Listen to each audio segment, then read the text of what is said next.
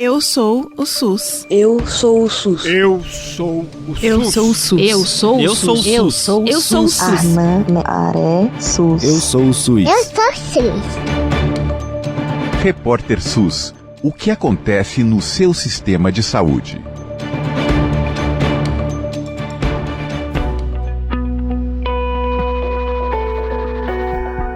Um artigo publicado nesta semana indica que o sobrepeso entre brasileiros e brasileiras aumentou em uma década e o motivo pode ser uma troca alimentar cada vez mais comum na nossa vida. A dieta tradicional do país está sendo substituída por ultraprocessados e por fast food. Esse é o tema do Repórter SUS de hoje, podcast de saúde do Brasil de Fato e da Escola Politécnica de Saúde Joaquim Venâncio da Fiocruz, a Fundação Oswaldo Cruz. A partir de agora, a gente está no ar. E eu sou a Nara Lacerda, repórter do BDF. Comigo para conduzir o episódio desta semana está a jornalista da Escola Politécnica e produtora do nosso Repórter SUS, Juliana Passos. Tudo bem, Juliana? Oi, Nara. Um prazer estar aqui de volta. Vamos nessa, então. Hoje a gente vai conversar com a professora Ilana Bezerra, que é professora do Programa de Pós-Graduação em Nutrição e Saúde da Universidade Estadual do Ceará. Isso porque ela publicou recentemente um artigo que endossa essa percepção de que os brasileiros e as brasileiras estão deixando de se nutrir a partir da dieta tradicional e passando a consumir mais fast food e ultraprocessados. A gente fala bastante sobre esse tema aqui no Brasil, de fato, e a gente sabe que o Brasil tem uma janela importante para aproveitar neste momento, principalmente entre as pessoas de menor poder aquisitivo, a tendência é aumento de consumo dos ultraprocessados. Mas, pelos números mais recentes que a gente tem, esse consumo de ultraprocessados ainda, vamos repetir, ainda não é maior do que o consumo de alimentos in natura. E isso inclui o nosso arroz, feijão, proteína animal e muitas vezes saladas e legumes. Então a gente precisa aproveitar essa janela porque a gente não pode deixar que os problemas de saúde que vêm acompanhados dessa mudança de dieta sejam um padrão no Brasil. Então a gente vai conversar agora com a Ilana sobre esse artigo que endossa essa percepção de que a gente precisa lutar contra e evitar que a nossa dieta tenha essa mudança drástica e que isso vire um padrão. Ilana, queria te agradecer por estar aqui conosco para conversar sobre esse assunto que é tão importante e é um assunto que precisa ser debatido com a população, né? A gente não pode deixar só nas instâncias de decisão a tomada de resoluções a respeito da nossa saúde em relação à nutrição e comida, né? Obrigada mesmo. Isso mesmo, Nara. Muito obrigada pelo convite. Agradeço a Nara e a Juliana. É um prazer estar aqui com vocês. E não só manter a discussão próximo das pessoas envolvidas, da sociedade como um todo, mas também trazer a discussão da universidade, né, do que acontece no mundo acadêmico para próximo da sociedade também, saber o que a gente está produzindo na universidade. E você trouxe muito bem, né, o panorama. Nós tivemos o objetivo de avaliar as mudanças no consumo alimentar e no estado de peso dos adultos no país. E nós utilizamos os dados da pesquisa de orçamento familiar de 2008 e 2009 e de 2017 e 2018. A pesquisa de orçamento familiar é uma pesquisa que vem sendo conduzida pelo IBGE desde a década de 70 e ela é uma boa fonte de informação sobre o que os brasileiros vêm adquirindo para consumo dentro do domicílio e ela também fornece informações sobre peso e estatura dos brasileiros. Nós utilizamos a pesquisa de orçamento familiar de 2008 e 2009 e a de 2017 e 2018 porque elas têm um módulo que foi inserido somente nessas duas pesquisas, que é um módulo de consumo alimentar. Então, pela primeira vez no Brasil, nós conseguimos coletar o consumo individual de alimentos em uma amostra representativa de domicílios brasileiros, né? Então, em 2008 foi a primeira vez que nós conduzimos esse tipo de inquérito. E em 2017 e 2018 isso foi repetido. Então a gente conseguiu avaliar as mudanças durante esse período, né? Durante quase 10 anos entre as duas pesquisas. E aí nós encontramos, né, exatamente isso que você falou, um aumento na prevalência de sobrepeso, tanto nos homens como nas mulheres. e uma mudança nos itens que são consumidos pela população. Então, a gente vê um aumento no consumo de frango, de ovos e de fast foods, e uma diminuição no consumo de arroz, feijão, frutas, café, chá, peixes e frutos do mar, de forma importante na população. Ilana, eu queria te agradecer por essa introdução, porque ela já traz bastante da estrutura do artigo, do que foi que vocês pesquisaram, e no finalzinho da nossa conversa, eu vou pedir para você convidar também as pessoas a lerem o artigo, acessarem a plataforma onde ele está publicado. Mas agora vamos passar para a parte prática dessa história toda, porque muita gente ainda se pergunta qual que é o problema dessa substituição, né? Quais são os principais impactos na saúde da gente deixar de lado a nossa dieta tradicional, o arroz e o feijão, e colocar na mesa ultraprocessados, fast foods? Que tipo de doença e que tipo de pressão para o nosso sistema único de saúde essa realidade pode trazer, Ilana? Isso, é bom a gente reforçar, né, o que você colocou, Nara, que o arroz e o feijão, eles são marcadores da realização das refeições tradicionais brasileiras. Então, são itens que aparecem frequentemente no almoço ou no jantar dos brasileiros. Quando a gente observa uma diminuição no consumo desses itens e um aumento no mesmo período desses itens ultraprocessados, como os fast foods, sugere uma possível substituição das refeições mais saudáveis, com a presença desses itens in natura, minimamente processados, por itens que são nutricionalmente desbalanceados. Então, eles possuem uma elevada quantidade de energia, de gordura, de açúcar, sal. Os ultraprocessados, eles também possuem substâncias de uso exclusivamente industrial, né? E aí entram vários aditivos, espessantes, corantes, aromatizantes, e as características dos ultraprocessados, né, que muitas vezes aquelas embalagens atraentes, cheias de alegações nutricionais, né, de benefícios, são associados a uma cultura mais moderna, superior, e sugerem essa falsa diversidade alimentar, né, e essa falsa inovação. Então, quando há uma substituição, quando a gente olha para essas características, né, desses alimentos, a gente observa que são características que estão associadas ao aumento do risco do ganho de peso excessivo, de doenças cardiovasculares, de diabetes, de câncer, de deficiências nutricionais e de vários outros desfechos que podem ser desfavoráveis, né? Que a gente ainda nem conhece, nem sabe ainda o que pode acontecer em longo prazo. Então, pensando no sistema de saúde, ele deve sim se preparar para essas doenças que já conhecemos relacionadas ao consumo desses itens, mas mais do que se preparar para receber as pessoas acometidas por essas doenças, é importante que o SUS invista fortemente na prevenção dessas possíveis consequências, com estratégias que reduzam o consumo dos ultraprocessados. E aí envolve ações e estratégias de todo o sistema alimentar, desde o cultivo, a produção, fabricação, comercialização, né? Distribuição, o destino dos resíduos. Então, são várias questões que estão envolvidas com o aumento no consumo de alimentos ultraprocessados e a substituição do arroz e do feijão por esses itens. Então, esse é um momento da gente, realmente é uma janela de oportunidade para que a gente possa prevenir a adoção desses hábitos alimentares nocivos à saúde. Professora, aqui é a Juliana.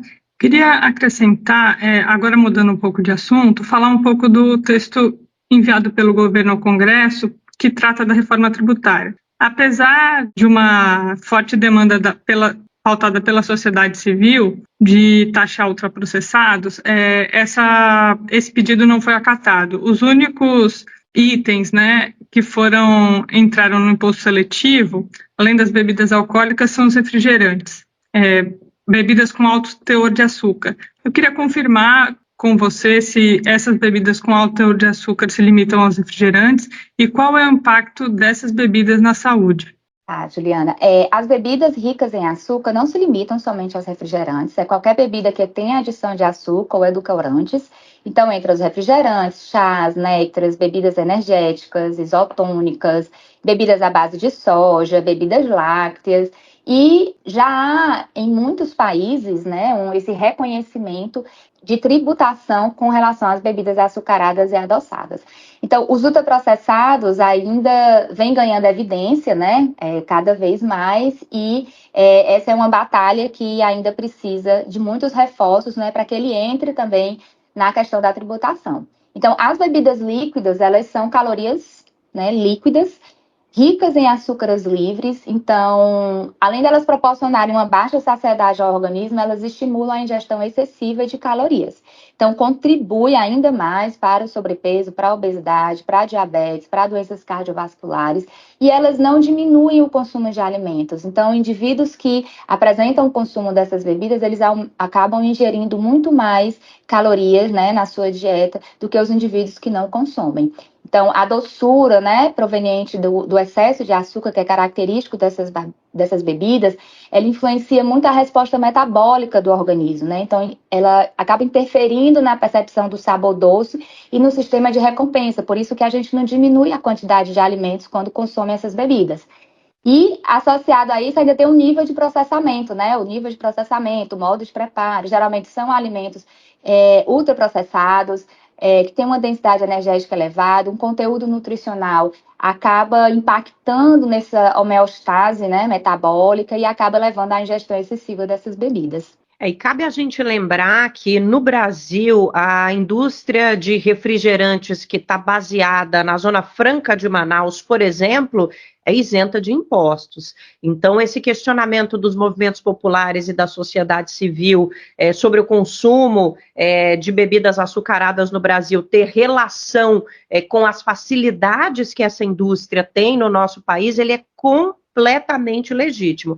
O que se concretiza mesmo é que produtos que fazem mal para a saúde e que causam pressão no nosso sistema único de saúde precisam sim compensar essa pressão e esses malefícios. É só para a gente entender e lembrar por que a gente discute tanto a questão da reforma tributária quando a gente está falando dessas questões relativas à nossa mudança de dieta aqui no Brasil, né, Ilana?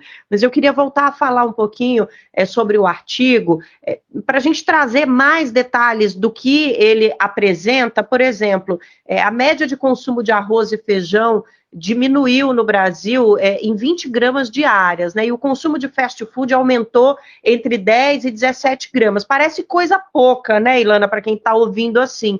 Mas a gente queria entender por que essa variação de quantidade ela é tão significativa.